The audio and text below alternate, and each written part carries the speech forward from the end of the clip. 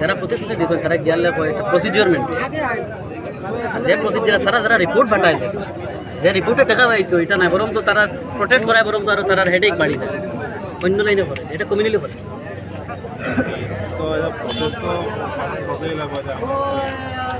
মদ্যপান করে গাড়ি চালানো মানছি না মানবো না লাইসেন্স বিহীন চালক দিয়ে গাড়ি চালানো মানছি না মানবো না মদ্যপান করে গাড়ি চালানো মানছি না মানবো না লাইসেন্স বিহীন চালক দিয়ে গাড়ি চালানো মানছি না মানবো না ট্রান্সপোর্ট বিভাগের মন্ত্রী মুর্দাবাদ ট্রান্সপোর্ট বিভাগের মন্ত্রী মুর্দাবাদ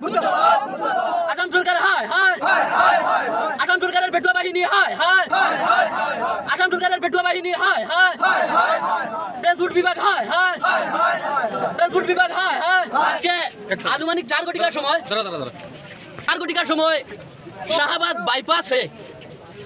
10 বছরের একটা কচি শিশু রোড ক্রস করতে গিয়ে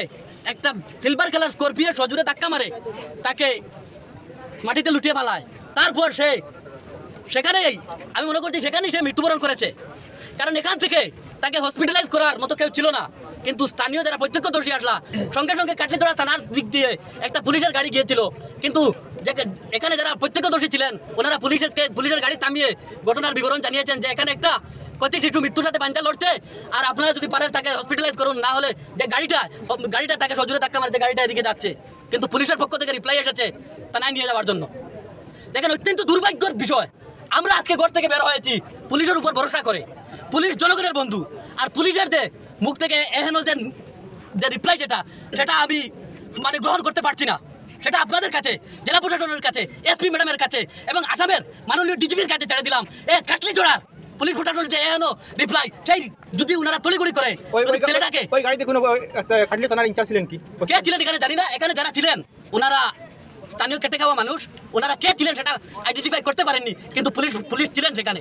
আজকে দেখেন আপনাদের মাধ্যমে একটাই অনুরোধ রাখছি যে ছেলেটার মৃত্যু হয়েছে এই পরিবারে ন্যায় পাবে কি যদি পায় তাহলে এই পরিবারকে ন্যায় দেওয়ার জন্য কারণ আমরা এখানে প্রতিবাদ করছি একমাত্র কারণ হচ্ছে এই জায়গায় যে ছেলেটা মৃত্যুবরণ করেছে তার কাকা অর্থাৎ তার আঙ্কেল 2 দিন পূর্বে মৃত্যুবরণ 1 বছর পূর্বে মৃত্যুবরণ করেছিল কিন্তু সেই মৃত্যুর ইনকোয়ারি এখন পর্যন্ত চলছে কিন্তু বিচার পায়নি আজকে আপনাদের মাধ্যমে একটাই অনুরোধ রাখছি এই পরিবারে ন্যায় পাইয়ে দেওয়ার জন্য এই পরিবারে আমাদের দাবি 20 লক্ষ টাকা ক্ষতিপূরণের এখানে ডিএসপি স্যার আসছেন ওনার সাথে আমরা কথা বলবো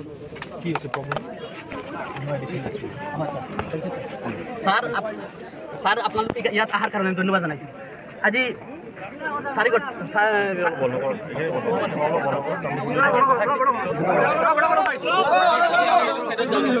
ইয়াতে একটা লোলা স্যার এই গাড়ি ভাড়া তারা খাওয়া শর্ট না কি করছে তখন এদিকে পুলিশের গাড়ি আসছে তারা পুলিশের গাড়ি আসছে এখানে এবারে তারা জানাই দেবে এই ছেলেটা মৃত্যু হতে পাঞ্জা লড়ে যারা হসপিটালে কি করবে ওটা পাইছে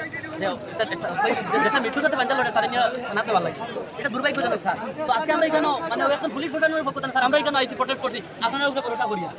কারণ আপনারা নিরাপত্তা দেন থেকে তো আজকে আমরা এখানে চিল্লাইতে পারি আর আপনারা সম্পূর্ণ আপনার প্রতি ভরসা করি আমরা এখানে আপনারা জানেন স্যার এই যে ছেলে যান এখানে আপনিও আটটা চাষ করতো এই একটা ছেলে একটা যে গণহত্যা তারা মারা উঠলো স্যার এই যে সাইদুল আহমদ তার এখন বাড়তি যাচ্ছে কিন্তু এই পরিবারে তো এখন বর্তমানে কেস চলি আছে কি করতে এটা তো আমরা জানি না কিন্তু এই পরিবারে আমরা দাবি জানাইলাম স্যার আপনার মাধ্যমে জানাইলাম সার্কুল অফিসার স্যারও আসলাম আমরা দাবি জানাইলাম এই পরিবারকে একটা আর্থিক ক্ষতিপূরণ দেওয়ার একটা কোম্পানির জন্য দাবি দিলেন পাইছে না এখন স্যার এই স্যার এখন বাড়তি মৃত্যুবরণ করছে তাই গাঁৱৰ সব মানুষ আবেগী করি আজকে আনুমানিক 4 ঘটিকার সময় শাহাবাদ বাইপাসে একটা 10 বছরের একটা কচি শিশু রোড ক্রস করার সময় একটা সিলভার কালারের স্করপিও তাকে সজোরে ধাক্কা মেরে মাটিতে লুটিয়ে ফেলায় তারপর এখান থেকে পুলিশের গাড়ি একটা গিয়েছিল পুলিশ প্রশাসনের সাথে ওনারা যোগাযোগ করেছেন যে একটা অ্যাক্সিডেন্ট হয়েছে আপনারা এখন পরে বলছে